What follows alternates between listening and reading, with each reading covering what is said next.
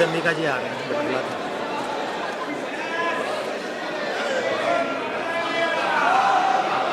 श्री निशिकांत दुबे,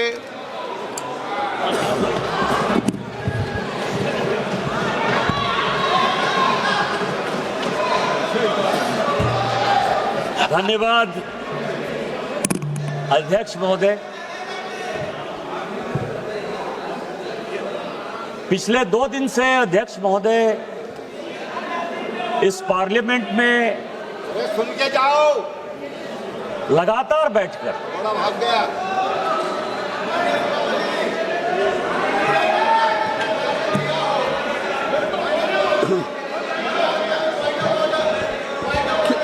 किस नियम में?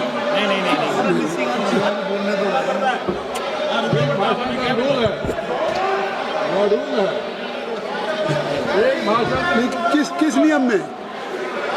किस नियम में?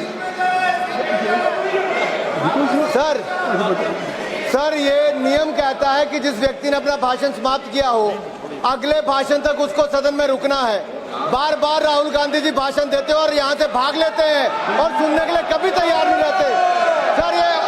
सर ये असत्य बोल के यहाँ पे जाते हैं और उसके बाद यहाँ से भाग खड़े होते हैं।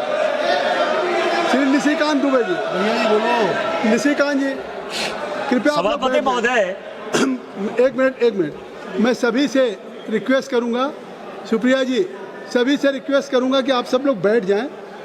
अगर किसी को बाहर जाना चले जाएं, but I think so must be in order. तो just I request to everybody, please kindly just occupy your seat, kindly take your seat, खड़े मत रहिए। धन्यवाद। श्री सभापति महोदय, कृपया पिछले 2 दिन से लगातार हमारी पूरी पार्टी माननीय प्रधानमंत्री जी के नेतृत्व में माताओं को अधिकार देने के लिए, बहनों को अधिकार देने के लिए, दलित, शोषित, वंचित, पिछड़ों को अधिकार देने के लिए 33% रिजर्वेशन के लिए चिंतित है। रात 1:30 बजे तक पूरे संसद के सदस्य और खासकर भारतीय जनता पार्टी और एनडीए के सदस्य यहां लगातार जमे हुए थे। और मैं जब आज यहां आया तो मुझे लगा कि कांग्रेस के जो लीडर ऑफ द अपोजिशन है उनसे जो है माताओं और बहनों के लिए कुछ सुनने को मिलेगा। उन्होंने जब भाषण शुरू किया और जब खत्म किया सर, तो मुझे लगा कि मैंने पीसी सरकार का जादू शो देख लिया या मैं एक माइकल जैक्सन का मैंने डांस देख लिया। मैं कंफ्यूज हूं सर कि वो पीसी सरकार थे या माइकल जैक्सन थे। लेकिन फिर मुझे याद आया सर कि आज कौन सा तारीख है? आज 17 अप्रैल है और पूरे सदन के लिए और पूरे देश के लिए आज 17 अप्रैल को 2 घटना हुई सर। 17 अप्रैल 1987 को पहली बार राजीव गांधी जी के ऊपर बोफोर्स के कमीशन खोरी का आरोप लगा और यहां के फ्रंट पेज पर चला। 17 अप्रैल वो दिन था सर, 17 अप्रैल 1998 वो दिन था जिस ओबीसी की ये बात कर रहे हैं, सीताराम केसरी का धोती खोलकर सोनिया गांधी जी कांग्रेस की अध्यक्ष हो गए। और 17 अप्रैल 1999 वो दिन था जिस दिन कि अटल बिहारी वाजपेयी की सरकार को जबरदस्ती क्रिश्चियन लॉबी के दबाव में गिरधर गमांग को वोट दिलाकर यहीं इस्तीफा दिला के दिया गया। यह 17 अप्रैल है सर, और इसीलिए उनका पीसी सरकार और माइकल जैक्सन होना लाजमी है। दूसरा सर, 543 की बहुत बात हो रही है, यह संविधान से चलता है ये देश सर। सबसे पहले मैं कास्ट सेंसस पर आ जाऊं। आजकल रोज कह रहे हैं सर कि कौन दलित है, कौन पिछड़ा है, कौन आदिवासी है। सर, इस देश में सबसे यदि मजबूत कोई बिजनेसमैन है जिसकी की बहुत इज्जत है तो वो टाटा परिवार है। और राहुल गांधी जी को यही नहीं पता कि टाटा माइनॉरिटी है। वेदांता के मालिक अनिल अग्रवाल जी ओबीसी हैं। सुजलॉन के मालिक तुलसी ताती शेड्यूल कास्ट। और मैं आपको बता दूं सर कि बहुत बड़ा ग्रुप है माइकल सेन, उसका जो सीईओ है वो अरुण उरांव आदिवासी, जिसको जो अपॉर्चुनिटी मिली इस अपॉर्चुनिटी में काम किया। लेकिन आपने क्या किया? कॉन्स्टिट्यूएंट असेंबली में आपने अभी बात की है, ओबीसी रिजर्वेशन की बात हो रही है ना, reservation with in reservation, OBC को संवैधानिक अधिकार हमारे प्रधानमंत्री ने दिया। आप मांग रहे हो, आपका डिमांड क्या है? सारे अपोजिशन के लोगों ने, अखिलेश यादव जी से लेकर सारे लोगों ने कहा कि ओबीसी महिलाओं को रिजर्वेशन चाहिए। इसी ओबीसी रिजर्वेशन के लिए 2010 में जब राज्यसभा में यह कानून पास हो रहा था, तो जो सदन के नेता थे प्रणब मुखर्जी साहब और जो उस वक्त के तत्कालीन प्रधानमंत्री थे मनमोहन सिंह जी, उनका स्टेटमेंट लेकर आया हूं मैं। उन्होंने कहा कि मरते दम तक कांग्रेस किसी ओबीसी में महिला को रिजर्वेशन नहीं दे सकती। इसी शेड्यूल कास्ट शेड्यूल ट्राइब के प्रमोशन के रिजर्वेशन के लिए जब इसी लोकसभा में कानून आया, तो समाजवादी पार्टी के, सुनिएगा अखिलेश जी, आपके सांसद यशवीर सिंह जो शेड्यूल कास्ट थे, उनको इसी वेल में मैडम सोनिया गांधी ने पीटा। आप आदिवासी की बात करते हो, शेड्यूल कास्ट की बात करते हो, किस तरह की बात कर रहे हो? और 2011 में जब जातिगत जनगणना के आधार पर, ठीक है बोलिए अखिलेश जी। ये अध्यक्ष महोदय, सभापति महोदय, समाजवादी पार्टी का हमेशा पक्ष रहा है कि महिला आरक्षण के हम पक्ष में, पहली बात।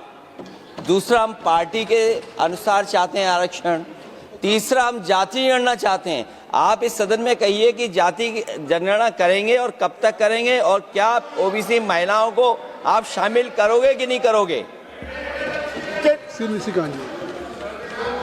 सभापति महोदय, अखिलेश अभी तो भाषण चल रहा है, आपको क्लैरिफिकेशन मांगना है होम मिनिस्टर साहब का, जब प्रॉपर रिप्लाई होगा तब आ जाएंगे, अभी भाषण होने दीजिए।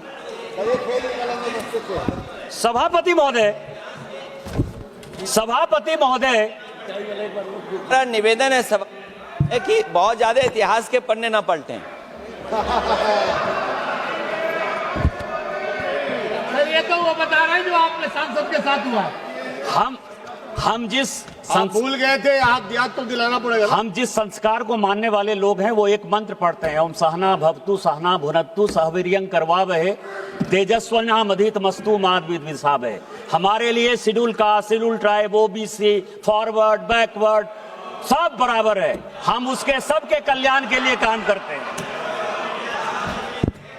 मैं सभापति महोदय बताना चाह रहा था, इसी 2011 में जब जनगणना स्टार्ट हुई, जिसका कि ये बेस ईयर है, उसके लिए मुलायम सिंह यादव जी, अखिलेश जी मुख्यमंत्री बनकर चले गए थे।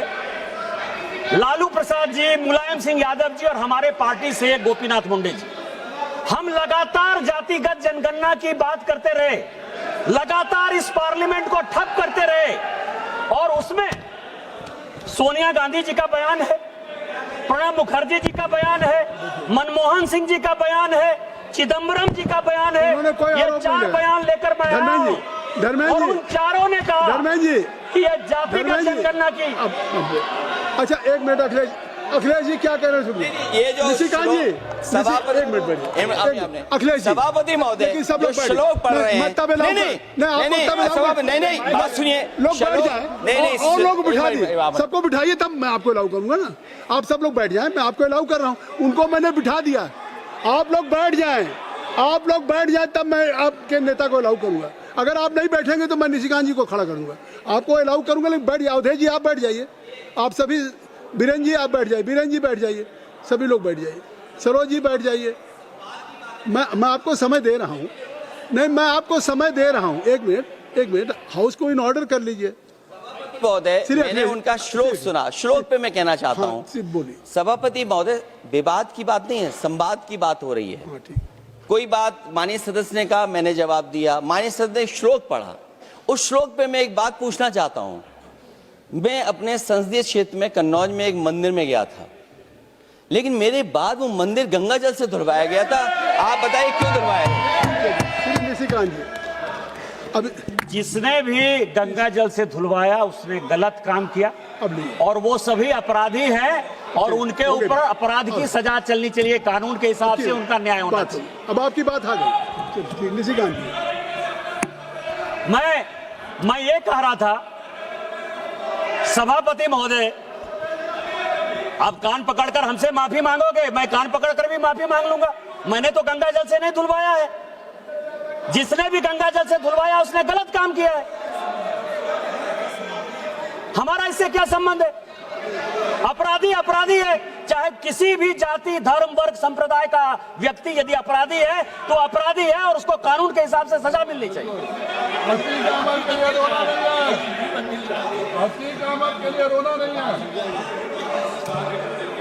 Nothing will go on record except only sir, Nishikant Dubey. मैं सभापति महोदय, देखिए मेरा समय ये लोग बहुत खा रहे सर। जातिगत जनगणना की बात कर रहा था। सोनिया गांधी जी ने कहा कि जातिगत जनगणना संविधान के दायरे में नहीं है, हम इसका विरोध करते हैं। चिदंबरम साहब ने कहा, मैं 2011 की बात कर रहा हूं, चिदंबरम साहब ने कहा कि जातिगत जनगणना जो है इस देश को डिवाइड करेगी। प्रणब मुखर्जी जी लीडर थे, उन्होंने कहा कि जातिगत जनगणना 1931 के बाद से नहीं हुई है, किसी कीमत पर नहीं होगा। और अंत में मनमोहन सिंह जी ने तो और भी रिकॉर्ड तोड़ दिया सर। उन्होंने कहा कि हमारी सरकार रहे या जाए इसी सदन हम जातिगत जनगणना नहीं करेंगे।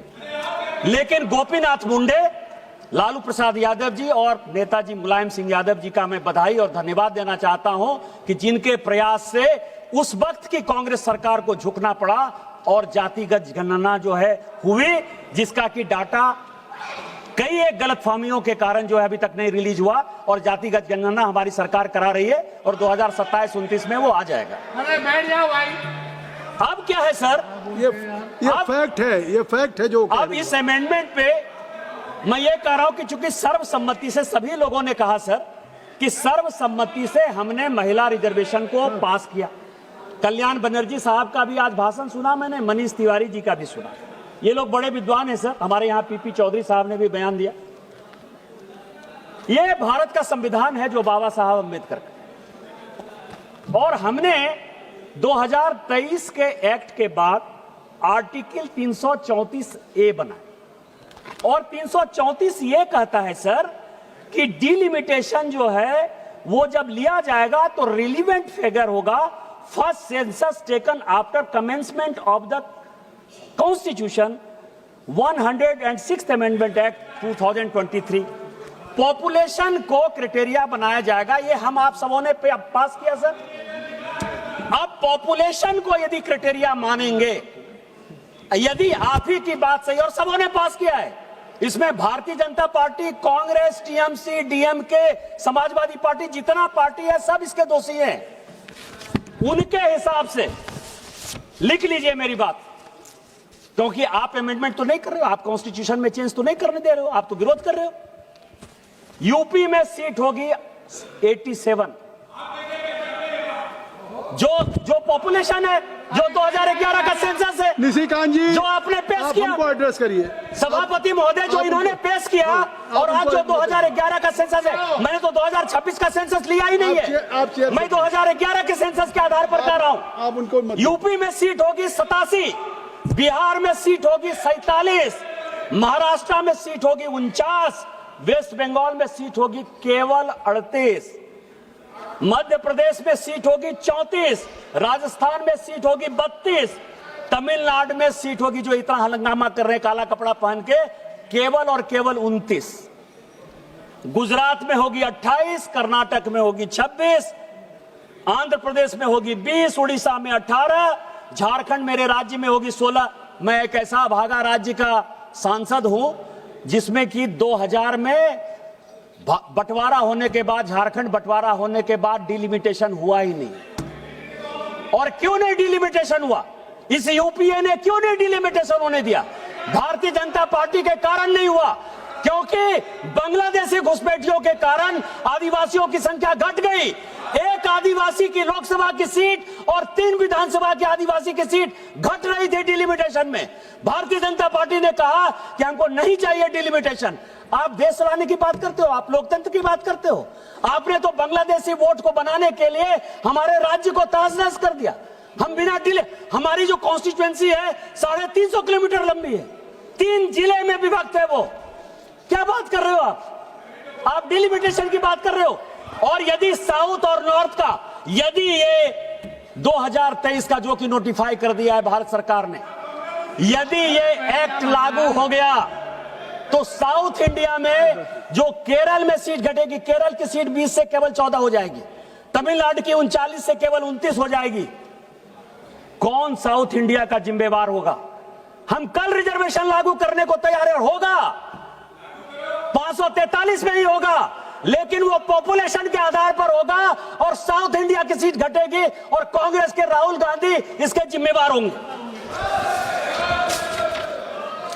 अब ये एक्ट की बात कर रहे सर, अभी इन्होंने कहा, अभी बहुत लोगों ने कहा सर कि आपने 815 का फिगर कहां से ले आए, 816 का फिगर कैसे ले आए। सर मैं 31 से जो है ये रिजर्वेशन को सीट बढ़ाने को बहुत मुझे लगता है जुड़ाव सर।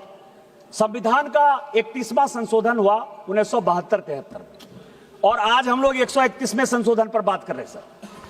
ये 1973 का, जिसको कि अभी बड़ी लंबी चौड़ी भाषण देके गए कि इंदिरा जी ने जो है देश के लिए बहुत बड़ा काम कर दिया और उन्होंने फ्रीज कर दिया। 525 से 550 हो रहा था सीट सर। डिलिमिटेशन आयोग 1971 में बन गया। डिलिमिटेशन आयोग ने कहा, और उसके पहले की एक और कहानी है सर कि 1952 में जब डिलिमिटेशन आयोग बना तो डिलिमिटेशन आयोग ने कहा कि इस तरह से हम किसी भी एरिया का परिसीमन नहीं कर सकते।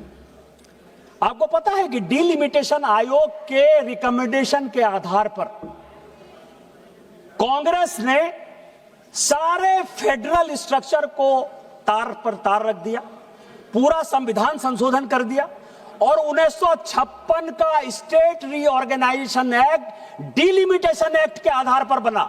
बंगाल की कुछ जगह बिहार में आ गई और बिहार की कुछ जगह बंगाल में चली गई, आंध्रा की कुछ जगह केरल में चली गई, केरल की कुछ जगह आंध्रा में चली आई, तमिलनाडु की कुछ जगह जो है बेंगलोर में चली आई, कर्नाटक में चली गई और कर्नाटक की कुछ जगह वहां चली गई और आज भी महाराष्ट्र जो है बेलगांव की लड़ाई लड़ रहा है।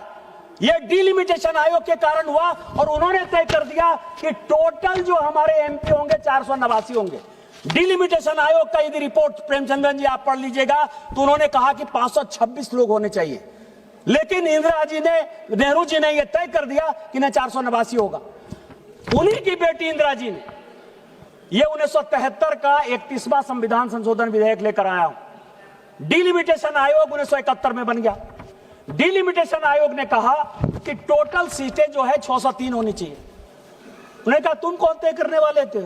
अभी बड़ा एकदम ट्रांसपेरेंसी की बात कर रहे थे कि आप तो अपना जज बना लेंगे, आप अपना एमपी बना लेंगे। मुझे लगता है कि 1952 से लेके ये जो है पूरा लीडर ऑफ द अपोजिशन से पूछकर जो है अपना आयोग बनाते रहे। उन्होंने कहा संविधान संशोधन करके कि नहीं, 525 से 550 ही सीट होगा और उन्होंने तय कर दिया कि उत्तर प्रदेश में कितनी सीट होगी, मध्य प्रदेश में कितनी सीट होगी, गुजरात में कितनी सीट होगी, महाराष्ट्र में कितनी सीट होगी। सर ये तय कर दिया। आज आप हमको भाषण देने की बात कर रहे हो। दूसरी बात सर, ये जो झूठ की दुकान है, दोनों बहन भाई को मैंने बहुत पढ़ा। मैं आपको बताऊं कि ये 44वां संशोधन लेकर मैं आया हूं 1976 में, जब पूरे सारे नेताओं को जेल में भेज दिया कांग्रेस ने, तो 76वां संशोधन 1976 में 44वां संशोधन हुआ। संशोधन क्या हुआ? लोकसभा 6 साल के लिए और प्रेएम्बल में, संविधान बस 2 मिनट में खत्म कर रहा हूं, और प्रेएम्बल में सेकुलर शब्द और सोशलिस्ट शब्द जोड़ दिया उन्होंने। उसका भाषण देते हुए श्रीमती गांधी ने कहा कि माइनॉरिटी के लिए हम 1920-21 से लड़ रहे हैं और जिस मोतीलाल नेहरू कमेटी की रिपोर्ट उन्होंने कही 1929 की, 1930 की जो रिपोर्ट है, उसको इसमें जो है खूब उन्होंने कोट किया सर। उन्होंने कहा कि मोतीलाल नेहरू ने मुसलमानों को प्रोटेक्शन देने के लिए fundamental duties and fundamental rights जो है कांग्रेस वर्किंग कमेटी में 1929 में, 1930 में, 1931 में, 1932 में पास किया। और हमारा जो बेस है वो बेस ये है कि हमको मुसलमान के आधार पर राजनीति करनी है, मुसलमानों को संरक्षण देना है, मुसलमानों को रिजर्वेशन देना है, उनके रिप्रेजेंटेशन को बढ़ाना है। और इसी कारण से डिलिमिटेशन आयोग के केवल 1 मिनट सर, जब डिलिमिटेशन आयोग का रिपोर्ट आया 1976 में, उसको भी काट पीट करके इसी पार्लियामेंट में 8 सीटें मुसलमानों के लिए जबरदस्ती इसी कांग्रेस सरकार ने बढ़ाई। इसीलिए मेरा आपके माध्यम से इस सारे अपोजिशन से आग्रह है कि साउथ इंडिया के साथ अन्याय नहीं करिए, महिलाओं के साथ अन्याय नहीं करिए। इस देश में इस पार्लियामेंट की जो भूमिका है उसके वर्चस्व को कायम रहने दीजिए, पार्लियामेंट में लोगों का विश्वास रहने दीजिए। और माननीय मोदी जी जो 33% रिजर्वेशन महिलाओं को देना चाहते हैं 2029 में लागू करने के लिए इस बिल का समर्थन करिए। आपने मुझे समय दिया, इन्हीं शब्दों के साथ जय हिंद जय भारत। श्री राजकुमार ताज़ा खबरों से जुड़े रहने के लिए हमारे चैनल को सब्सक्राइब करें और बेल आइकन को दबाना ना भूलें ताकि हर खबर की नोटिफिकेशन आपको मिलती रहे।